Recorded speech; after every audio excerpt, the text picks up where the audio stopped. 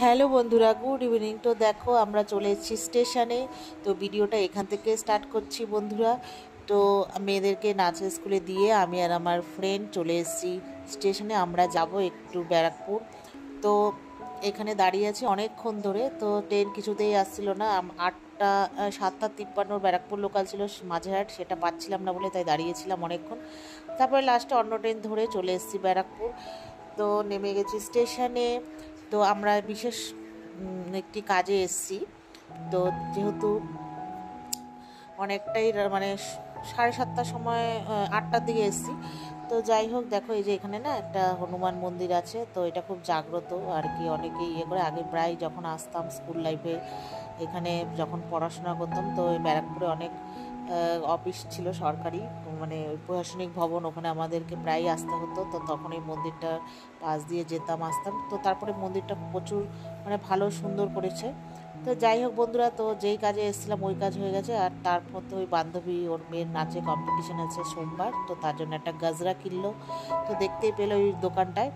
তো কিনে টিনে আমরা তারপরে ট্রেনে করে চলে এসেছি বাড়ি। তারপরে মেয়েদেরকে নাচের স্কুল, বাড়ি বলতে স্টেশন আমাদের যেখানে আমরা থাকি সেখানে আর কি, সেই স্টেশনে নেমে গেছি। নেমে মেয়েদেরকে নাচের স্কুল থেকে নিয়ে তারপরে চলে এসেছি বাড়ির এখানে। তারপর এখান থেকে মেয়ের জন্য একটা লাসি, আমি আইসক্রিম, একটা কুরকুরে কিনলাম। কিনে মেয়ের শরীরটা খুবই খারাপ হয়ে গেছিলো, যেহেতু অনেক দিন ধরে নাচ মানে করছে না। তারপর হচ্ছে এতটাই ওর শরীরটা উইক হয়ে গেছে না জ্বরে, ওই জন্য ওর খুব শরীর খারাপ লাগছিলো। তাই একটা লস্যি কিনে দিয়েছিলাম, ও খেলো। তো খেয়ে দিয়ে বাড়ি চলে এসেছি। রাস্তা দিয়ে খেতে খেতেই এসেছিলো, যেহেতু ওর শরীরটা ভালো লাগছিলো না। তারপরেও আস্তে আস্তে মা ফোন করেছিল, মাকে বলেছিল একটু তরকা রুটি খাবে। তো মা তরকা রুটি কিনে দিয়েছে। তারপরে আর ভিডিওটা করিনি, এটা হচ্ছে পরের দিনের ভিডিও।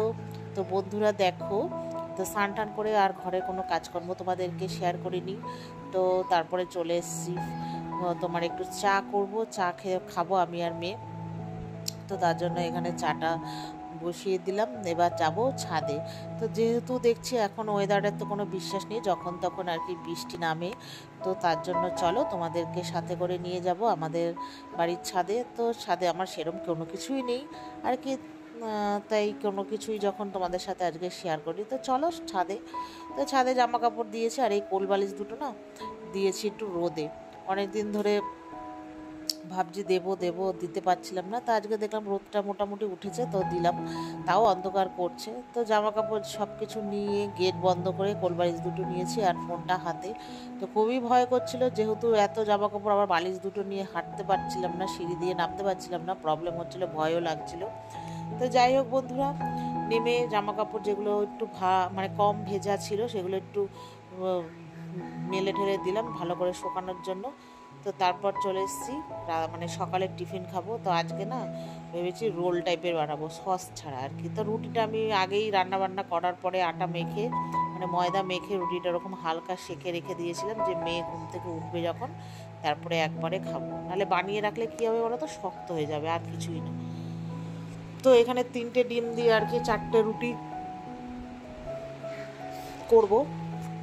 তো এই যে দেখো ডিমটার অমলেটটা করে, আর রুটিটা যেহেতু সেঁকে রেখে দিয়েছিলাম মানে হালকা করে, তো তারপরে এই যে দেখো এবার তেল দিয়ে পিঠ ভালো করে ভেজে নেব।